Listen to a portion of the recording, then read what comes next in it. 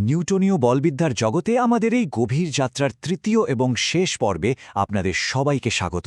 আজকের পর্বে আমরা ফোকাস করব ঘূর্ণন গতির ওপর, এমন একটা টপিক যা প্রায় সব পরীক্ষাতেই খুব গুরুত্বপূর্ণ প্রশ্ন নিয়ে আসে।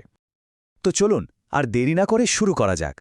আমরা একদম বেসিক থেকে শুরু করব, মানে ঘূর্ণন প্রতিরোধ কি সেটা দিয়ে, আর শেষ করব একটা দারুণ প্র্যাকটিক্যাল জিনিস দিয়ে, যেটা হলো কিভাবে এই ফিজিক্স গাড়িগুলোকে রাস্তায় নিরাপদে বাঁক নিতে সাহায্য করে।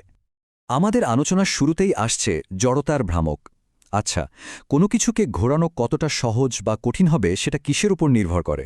এই প্রশ্নের উত্তরই হলো জড়তার ভ্রামক। চলুন এই মৌলিক ধারণাটা একটু পরিষ্কার করে বোঝা যাক। ব্যাপারটা আসলে খুবই সোজা। ধরুন একটা ভারী পাথরকে ধাক্কা দিয়ে সরানো কঠিন, কারণ তার ভর বেশি। ঠিক সেরকমই কোনো বস্তুকে ঘোরানোর সময় সে যে বাধা দেয় তাকেই বলে জড়তার ভ্রামক। মানে যার জড়তার ভ্রামক যত বেশি তাকে ঘোরানো ততটাই কঠিন। এক কথায় এটাকে বলা যেতে পারে কোনো বস্তুর ঘুরতে না চাওয়ার প্রবণতা। এখন এই স্লাইডে যে টেবিলটা দেখতে পাচ্ছেন, এটা কিন্তু খুবই কাজের। এখানে বিভিন্ন আকারের বস্তুর জন্য জড়তার ভ্রামক মাপার সূত্র দেওয়া আছে। ফিজিক্সের অঙ্ক করার জন্য এই সূত্রগুলো একেবারে অপরিহার্য, তাই এগুলো ভালো করে দেখে রাখাটা খুব জরুরি। এখন একটা মজার কনসেপ্ট আছে, যেটা দিয়ে আমরা যে কোনো বস্তুর ঘূর্ণনকে সহজ করে ফেলতে পারি। সেটার নাম হলো চক্রগতির ব্যাসার্ধ। এই ধারণাটা আমাদের বলে যে একটা জটিল বস্তুর সমস্ত ভরকে যদি আমরা একটা নির্দিষ্ট বিন্দুতে কল্পনা করি, তাহলে তার জড়তার ভ্রামক হবে I=mk²। এটা আসলে ক্যালকুলেশনকে অনেক সহজ করে দেয়। একটা প্রশ্ন মাথায় আসতেই পারে, সবসময় কি আমাদের বস্তুর একেবারে কেন্দ্র দিয়েই অক্ষটা কল্পনা করতে হবে? উত্তর হলো না। জড়তার ভ্রামক বের করার কাজটা মাঝে মাঝে বেশ জটিল হয়ে যায়, কিন্তু পদার্থবিজ্ঞানে দুটো দারুণ উপপাদ্য আছে যা আমাদের এই গণনাকে একদম সহজ করে দেয়। আমাদের হাতে এই দুটো দারুণ টুলস আছে। একটা হলো সমান্তরাল অক্ষ উপপাদ্য আর অন্যটা লম্ব অক্ষ উপপাদ্য। বিশেষ করে যখন আমাদের ভরকেন্দ্র ছাড়া অন্য কোনো অক্ষের সাপেক্ষে জড়তার ভ্রামক বের করতে হয়, তখন সমান্তরাল অক্ষ উপপাদ্যটা খুবই কাজে লাগে। চলুন একটা উদাহরণ দিয়ে ব্যাপারটা বুঝি। ধরুন আমরা একটা দণ্ডের এক প্রান্তের সাপেক্ষে জড়তার ভ্রামক বের করতে চাই। কি করব? প্রথমে আমরা এর কেন্দ্রের সাপেক্ষে জড়তার ভ্রামকের মানটা নেব, তারপর কেন্দ্র থেকে ওই প্রান্তের দূরত্বটা মেপে নেব, আর সবশেষে সহজ সূত্রটা ব্যবহার করলেই আমরা নতুন জড়তার ভ্রামকটা পেয়ে যাব। একদম সহজ, তাই না? তাহলে মূল সূত্রটা মনে রাখতে হবে, নতুন জড়তার ভ্রামক I সমান হল ভরকেন্দ্রের সাপেক্ষে জড়তার ভ্রামক ICM যোগ বস্তুর মোট ভর m আর দুটি অক্ষের মধ্যবর্তী দূরত্বের h বর্গের গুণফল।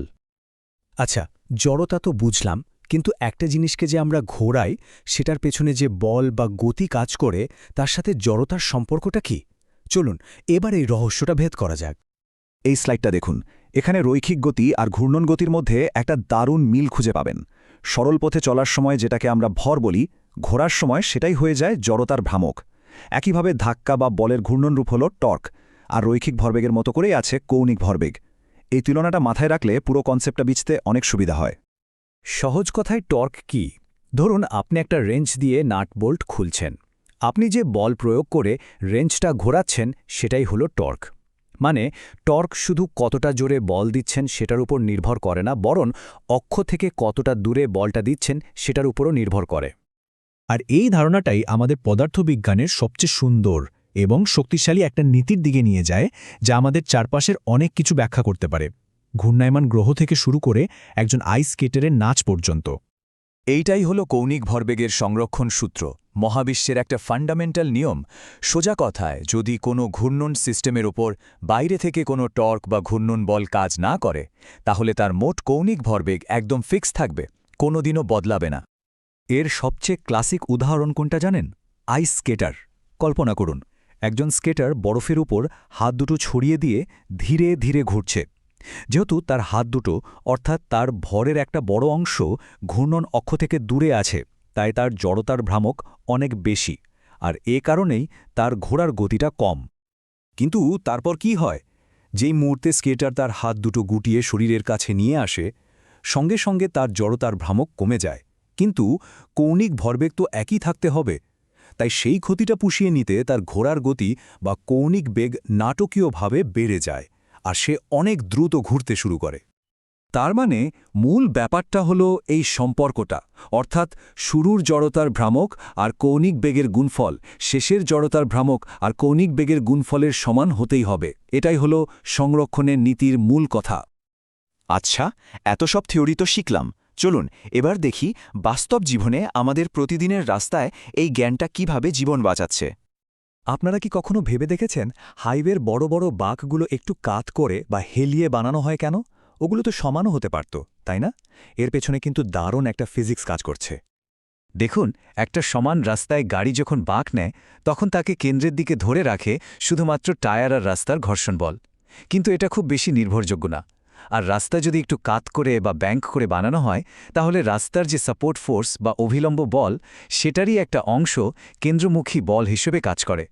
এটাই গাড়িকে নিরাপদে বাঁক নিতে সাহায্য করে, এমনকি অনেক বেশি গতিতেও।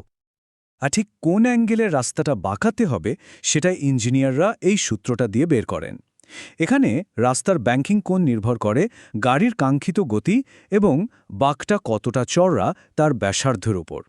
এই সূত্রটা ব্যবহার করেই নিখুঁত এবং নিরাপদ রাস্তা তৈরি করা হয়। তাহলে চলুন আজকের আলোচনা থেকে আমরা কি শিখলাম এক নজরে দেখে নিই। আমরা জেনেছি জড়তার ভ্রামক কী, কিভাবে অক্ষ উপপাদ্য ব্যবহার করে গণনা সহজ করা যায়, টর্ক আর কৌণিক ভরবেগের ধারণা পেয়েছি, কৌণিক ভরবেগের সংরক্ষণ নীতি বুঝেছি, আর সবশেষে দেখেছি রাস্তার ব্যাংকিংয়ের মতো দারুণ এক বাস্তব প্রয়োগ। আর এর সাথেই নিউটনীয় বলবিদ্যার গুরুত্বপূর্ণ টপিকগুলোর উপর আমাদের 3 পর্বের এই সিরিজটা শেষ হচ্ছে। আমরা চেষ্টা করেছি উৎস থেকে সবচেয়ে জরুরি ধারণাগুলো সহজভাবে আপনাদের সামনে তুলে ধরতে। তো এখন সবার জন্য একটা প্রশ্ন রেখে যাই, ঘূর্ণনের এই ফিজিক্সটা তো আমরা বুঝলাম, কিন্তু আমাদের চারপাশে আর কোথায় কোথায় এর প্রভাব দেখতে পাওয়া যায় বলুন তো? সূর্যকে ঘিরে ঘুরতে থাকা গ্রহ থেকে শুরু করে একটা সাধারণ নাগরদোলা পর্যন্ত এই দারুণ নিয়মগুলো কিন্তু সর্বত্রই কাজ করে চলেছে।